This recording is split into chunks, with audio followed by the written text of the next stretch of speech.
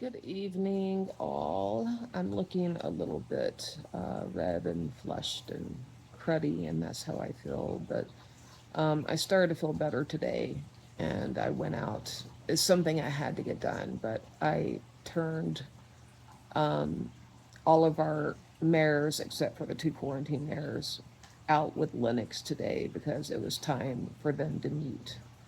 And I'm embarrassed to admit how many times I've introduced mares to other mares as I keep rescuing these horses, but I've got it down to a science. And that came from experience because the first time I introduced horses, I screwed it up big time. Um, I just didn't let them have enough time over a fence. I did it within like 4 days of the horse being here. And that was Juniper. She ended up getting a pretty gnarly kick on her leg and a cut in her face that one required stitches. So, learning experience, and that is what today's post is going to be about. And I'm going to try to keep it concise. But okay, um, I have learned so much over 10 years of owning this farm, and this is more of a horse conversation. And I will never quit learning. My attitude in life is that I'm not afraid of getting older because every year I live, I feel like I get better. I, I make mistakes, I learn from them, and then rinse and repeat, I make them again. I become a better parent. At some point, I'm going to become a grandparent, I'm sure. You never stop learning. But a good example of this would be the saddlebred. So I get this saddlebred. It's kind of comical. A friend on my Facebook, one I haven't met before, but sweet lady, kind of jokingly called out, "You don't know anything about saddlebreds, do you?" And she's totally right. I had one saddlebred, though she was grayed. I think she might have been crossed with a quarter horse or something, but she did gait. And all I knew as a kid was walk, gait, canter, and occasionally she would trot too. Now I'm learning about all these like 4 beats and 5 beats and slow rack, and this is going to take me forever to learn and especially to be able to recognize it. So that's something I'm studying right now, and I do study a lot, especially when I'm sick and I have nothing else to do. So learning about that saddlebred, I learned one of the most valuable things about horses from a miserable experience. The very first horse I had as a little kid, we got her right when EIA, swamp fever, Coggins became a really big issue down south. And after I had her for a year, she tested positive, as did half of the horses in the barn. So people wonder why I'm so neurotic about any horse I get having a positive Coggins. Well, that's why.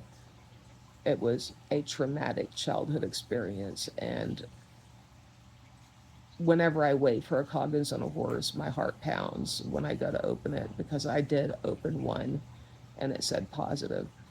So I just want people to know that about me with horses and why I'm neurotic about that. Never again. And I know it's mostly gone in the Midwest, but pockets of it do pop up around kill pens and such. Okay, moving on. Learning. Let's tie everything I just said into rescue. I guess I was overly confident going into dog rescue, that aspect of it, because I've had dogs my entire life. My husband and I have helped other rescues. We have all of our dogs have been, for the most part, dogs we found off the streets or took in from high kill shelters. We've worked with dogs with temperament problems, behavioral problems. We various breeds. We've learned a lot, and practice changes too.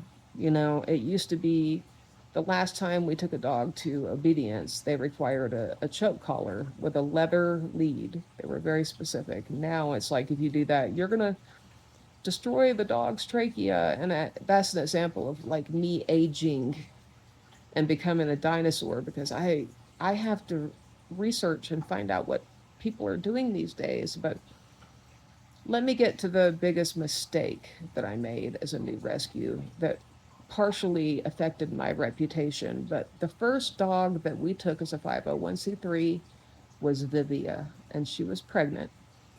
Briefly, let me explain why I took this dog. Um, Another rescue down in Texas got a hold of this dog. She was a stray initially. She had her initial vetting done, and then she was going to do a rescue to rescue transfer to another rescue in a couple of states away, either Colorado or Oklahoma. Well, as the dog was in transit for reasons I don't know, the rescue said, I don't want this dog, this pregnant dog. So here we are with the dog in a van, and I knew the guy that was transporting the dog. And of course, they asked me because he was actually coming up this way, anyways. And I was a brand new rescue, like enthusiastic, and I had never whelped puppies. And let's get real, it's just, I thought it would be a fun experience for my kids, even though we don't need more puppies. But she was already, at that point, she was 51 days. When she finally got here, she was 56 days. So spay abortion was out. That couldn't happen safely.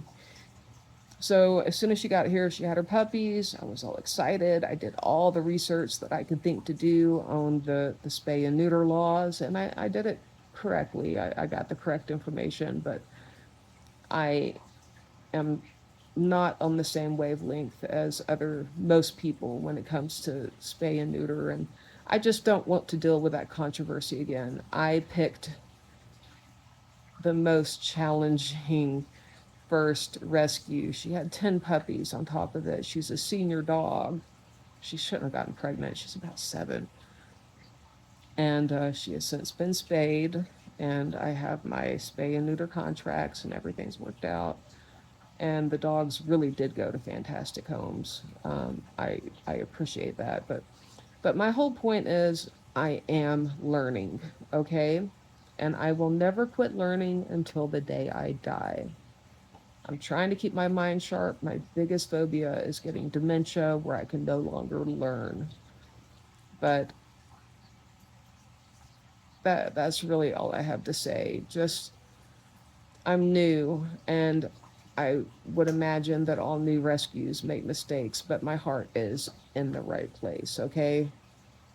So I'm going to end on that note. I'm still burning up with shingles. It's spreading to really unique places.